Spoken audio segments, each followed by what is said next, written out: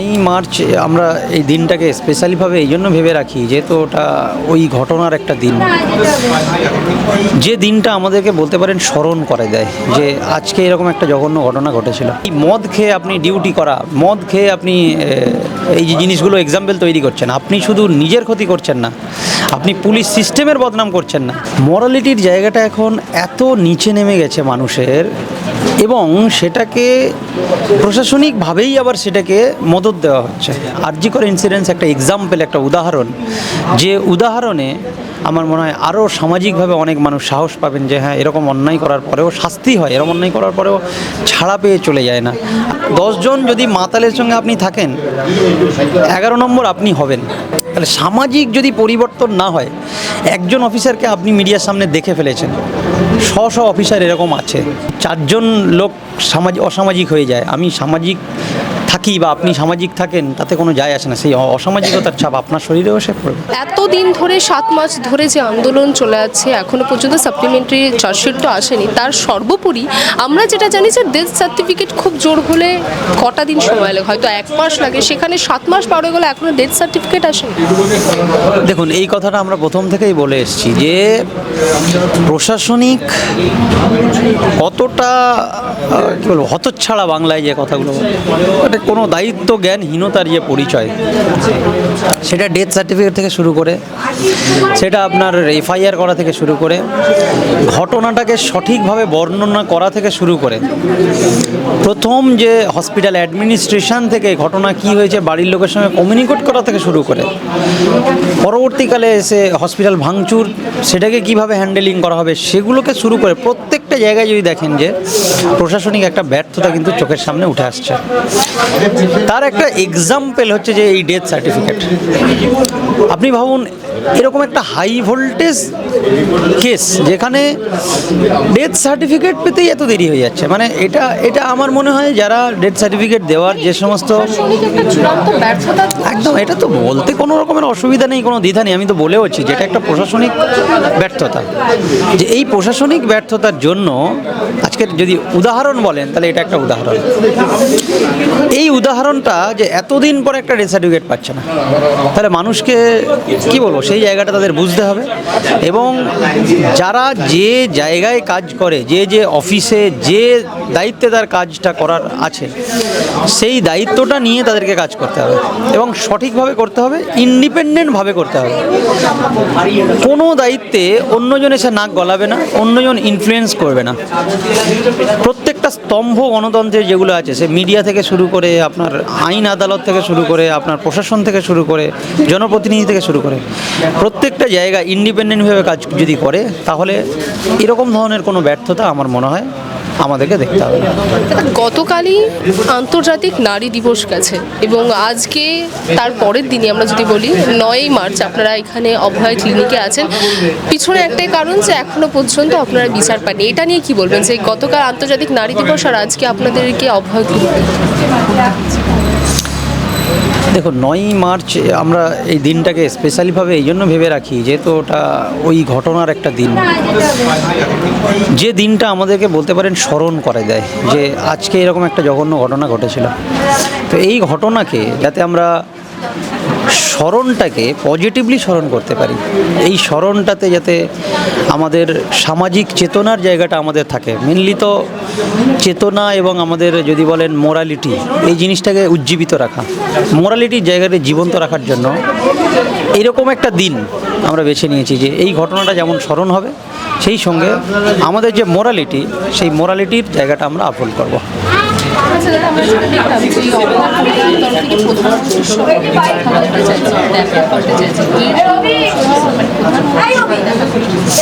দেখো, আমরা প্রথম থেকেই বলেছি যে এইরকম একটা বলতে পারেন নিঃস্ব পরিবার, এই মুহূর্তে যদি পৃথিবীর মধ্যে কোনো নিঃস্ব পরিবার হয়, এইরকম বাবা মায়েরাই নিঃস্ব, যারা তার একমাত্র কন্যাকে এই সামাজিক সমস্ত প্রতিকূলতার মধ্যে থেকে তাকে বাঁচিয়ে নিয়ে এবং সেই যুদ্ধে জয়লাভ করতে করতে তাকে একটা ডাক্তার হিসেবে তৈরি করেছে।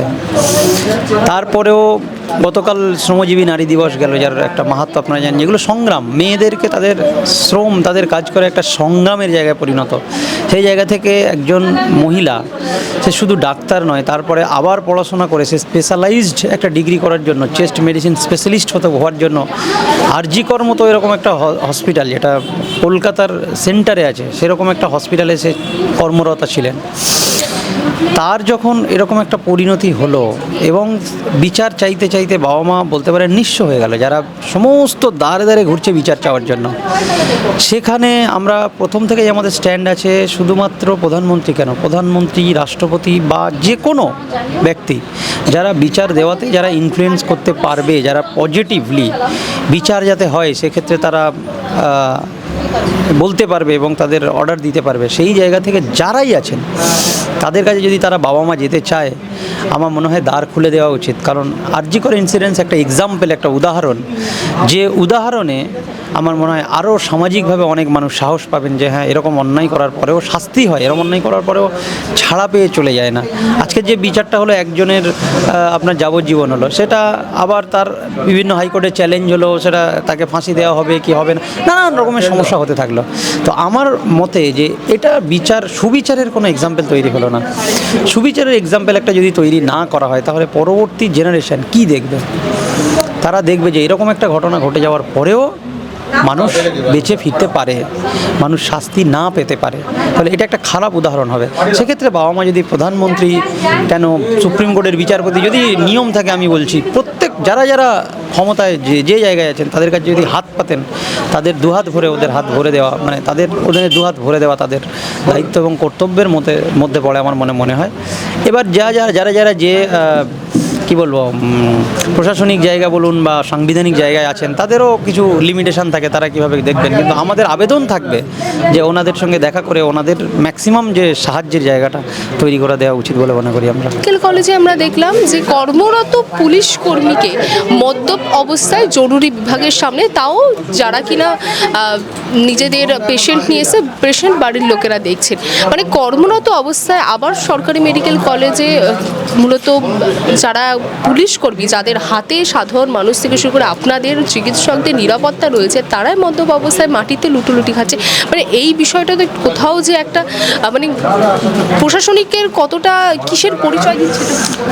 দেখুন, আমি যেটা ব্যক্তিগতভাবে আমার যতদূর নলেজ, যে প্রত্যেকটা প্রফেশনাল একটা এথিক্স থাকে, যে এই প্রফেশনে তুমি থাকলে এই জিনিস করতে পারবে, এই জিনিস করতে পারবে না। যেটা আমি আবার গেলাম মরালিটিতে, মরালিটির জায়গাটা এখন এত নিচে নেমে গেছে মানুষের, এবং সেটাকে প্রশাসনিকভাবেই আবার সেটাকে মদত দেওয়া হচ্ছে, একটা খারাপ কালচারের দিকে যাচ্ছি আমরা। গ্রামের দিকে প্রথমে ছোটোবেলায় মাধ্যমিক উচ্চ মাধ্যমিক যখন পড়তাম, কোনো গ্রামে গেলাম, মাঠে দেখতাম নানান রকম সাংস্কৃতিক আলোচনা হতো, ব্যায়াম হতো, নাচ হতো, গল্প হতো, আড্ডা হতো। এখন আপনি যাবেন, সেই গ্রামের ছেলেগুলো গিয়ে কোনো একটা পার্টি অফিস তৈরি হয়েছে, যেখানে তারা ভিতরে বসে ঢুকে মদ গাঁজা আপনার নেশা করছে, আর হচ্ছে যে কোনো পার্টির জন্য কাজ করছে। তাহলে রাজনৈতিকভাবে শুধুমাত্র ক্ষমতা দখল করার জন্য যে সামাজিক অধপতনটা করানো হচ্ছে, সেটার একটা এক্সাম্পল প্রফেশনাল লাইফে আপনারা এসে দেখছেন। কারণ ওই পুলিশ অফিসার গিয়ে ওই রকম একজন নেতার বন্ধু। আমি এর আগে বলেছি যে 10 জন যদি মাতালের সঙ্গে আপনি থাকেন, 11 নম্বর আপনি হবেন। এটা সমাজের নীতি, এটা বছরের পর বছর, 100 বছর ধরে, যুগ যুগ ধরে চলে এসছে। তাহলে সামাজিক যদি পরিবর্তন না হয়, একজন অফিসারকে আপনি মিডিয়ার সামনে দেখে ফেলেছেন, 100 অফিসার এরকম আছে। একজন ডাক্তারের এরকম ঘটনা দেখেন, 100 ডাক্তার আছে মোরালিটির জায়গাটায়। একদম এই প্রশ্নটা আমাদের করতে হবে, এবং সমস্ত মানুষ যারা শুভ বুদ্ধি সম্পন্ন মানুষ এখনও আছেন, তাদেরকে একজোট করে এই রকম ঘটনার তীব্র প্রতিবাদ করতে হবে, যাতে যে আইন বা এথিক্যাল যে গ্রাউন্ডগুলো যাতে স্ট্রং করার জন্য নতুন নিয়ম চালু হয়, এবং সেই নিয়মের মধ্যে যেন তারা আবার পড়ে। আজকের এই যে যথেচ্ছ মদের ব্যবহার, কোনো রুলস রেগুলেশনের জায়গা নেই, যথেচ্ছ আপনার নেশা পানি পর্ন এগুলোর ব্যবহার, যথেচ্ছ আপনার হচ্ছে গুটকা পান বিড়ির ব্যবহার, এগুলোতে কোনো রুলস রেগুলেশন আনতে হবে। সামাজিকভাবে চেতনাযুক্ত মানুষগুলোকে একত্রিত হয়ে আন্দোলন করতে হবে। নতুন নিয়ম নীতির জায়গা থেকে এই জায়গাগুলো পরিবর্তন না করলে, একটা অফিসার আপনি দেখছেন, তাহলে ওই অফিসারের আপনি যদি খোঁজ নেন আরও কত অফিসার আছে একটা চোখের সামনে এসছে। তাহলে আমাদেরকে অবশ্যই এই জায়গাগুলোকে তীব্র প্রতিবাদ জানাতে হবে। অফিসারের কাছ থেকে কি এটা কাম্য? অন্য কোনো যদি একদমই নয়, সেটা আলাদা ব্যাপার। একদমই না, পুলিশ অফিসার একদম তারা এটা তাতে আমাদের নিরাপত্তা রয়েছে। এটাই বলে রক্ষক ভক্ষক। এই যে প্রশ্নটা আজকের এই ঘটনার, আমি আপনাদের ক্যামেরা মিডিয়ার সামনে আমি বলবো, যে ঊর্ধ্বতন কর্তৃপক্ষ আছে তাদের কাছ থেকে জবাব নিতে হবে, কেন অন ডিউটি অবস্থায়, মদ্যপ অবস্থায় সে তার রূপটা দেখালো। মদ খেতে আমি মানা করছি না, আপনি মদ খান, আপনার অফিস টাইমের পরে, আপনি যে টাইমে আপনি অ্যাডাল্ট হয়েছেন, মদ আপনার খাওয়ার অধিকার আছে, খান। কিন্তু এ ধরনের এক্সাম্পল আপনি তৈরি করে, ঘটনাটা আমি নিজে দেখিনি, আপনার থেকে শুনে বলছি, যেই করুক, যেই ভদ্রলোক করুক, তাহলে আপনি এই মদ খেয়ে আপনি ডিউটি করা, মদ খেয়ে আপনি এই যে জিনিসগুলো এক্সাম্পল তৈরি করছেন, আপনি শুধু নিজের ক্ষতি করছেন না, আপনি পুলিশ সিস্টেমের বদনাম করছেন না, আপনি প্রশাসনের বদনাম করছেন না, আপনি সমাজকে বদনাম করছেন, আপনি বাংলাকে বদনাম করছেন, আপনি দেশকে বদনাম করছেন। তাহলে আমি তো কি বলবো, যে ঊর্ধ্বতন কর্তৃপক্ষ আছে তাদেরকে বলবো শাস্তি দেওয়া উচিত এবং ওটার কারণ জানা উচিত, তাকে তলব করা উচিত যে আপনি নিজের শুধু ক্ষতি করছেন না, সবার ক্ষতি করছেন না। এত তাড়াতাড়ি কি তাদের তলব হয়? পুলিশের তৎপরতা তো আমরা অন্য বিষয় দেখি, এই বিষয়ে তো আমাদের তৎপরতা দেখি। একদম, এটাই তো আমাদের দেখুন অপতুলিত আছে, সেটাই তো আমাদের লজ্জা, সেই জায়গাটাই আমরা প্রতিবাদ করছি। আবার বলছি, এই ঘটনাটা প্রকাশ্যে এসেছে, আমি ওই স্পটে থাকলে আমি প্রতিবাদ করতাম, এবং যারা যারা শুনছে দেখছে, আমি বলবো এই ধরনের ঘটনা যখনই আসবে সামনে, তীব্র প্রতিবাদ করুন। ওই অফিসার যে থানাতে আছে সেই থানাতে প্রতিবাদ করুন, ওই থানা যে সুপারিনটেন্ডেন্ট আন্ডারে আছে সেখানে প্রতিবাদ করুন। আমরা সঙ্গে থাকবো, আমি সঙ্গে থাকবো, কারণ এই জিনিসগুলো আলটিমেট যে রেজাল্টটা হয়, সামাজিক রেজাল্টটা হয়, সেই রেজাল্টের আমরাও কিন্তু সেই ভাগটা পাই। সমাজে অধঃপতন যদি হয়, আমি যাচ্ছি রাস্তার সামনে দিয়ে, যদি 4 জন লোক অসামাজিক হয়ে যায়, আমি সামাজিক থাকি বা আপনি সামাজিক থাকেন, তাতে কোনো যায় আসে না, সেই অসামাজিকতার ছাপ আপনার শরীরেও এসে পড়বে। তাহলে আমাদেরকে শুভবুদ্ধি সম্পন্ন মানুষকে একজোট হতে হবে। শুভবুদ্ধি সম্পন্ন মানুষরা ডিভিশন হয়ে গেছে, কিছু শুভবুদ্ধি সম্পন্ন মানুষ তাদের মোরালিটি আবার বিক্রি করে দিয়ে, শুভবুদ্ধি সম্পন্ন মানুষ কিন্তু মোরালিটি বিক্রি করে দিয়ে তিনি কোনো জায়গায় দালালি করছেন বলতে পারেন। সেই জায়গায় মানুষগুলোকে একত্রিত করতে হবে। রাজনীতি মানে পরিষ্কার একটা নীতির মাধ্যমে চালনা করতে হবে। রাজনীতি শুধু পাইয়ে দেওয়া, রাজনীতি শুধুমাত্র মদ গাঁজা খেলা মেলায় আটকে না থেকে সামাজিক যে জায়গাগুলো যদি তৈরি না হয়, আজকের জিনিসটা দেখতে ভালো লাগছে, আজকের মদ খেলে তো আজকের দিনটা খুব ফিল হবে, গুড, মদ খেয়ে আছি, নেশার মধ্যে থাকবে, কিন্তু এই নেশাটা একদিন কাটবে, যেদিন কাটবে সেদিন যে বোঝাটা তৈরি হবে, সেই বোঝাটা আমাদের সবার ঘাড়ে পড়বে। যেমন রাজ্যের একটা ঋণ তৈরি হয়েছে, সেই ঋণের বোঝা আমাদের ঘাড়েও পড়ে, কিন্তু সবাই বোঝে না, তারা ভাবছে আমি তো কিছু অনুদান পেয়ে যাচ্ছি, কিন্তু সেই অনুদানের বোঝাটা ঘুরে সাধারণ মানুষ সবার মধ্যে পড়বে।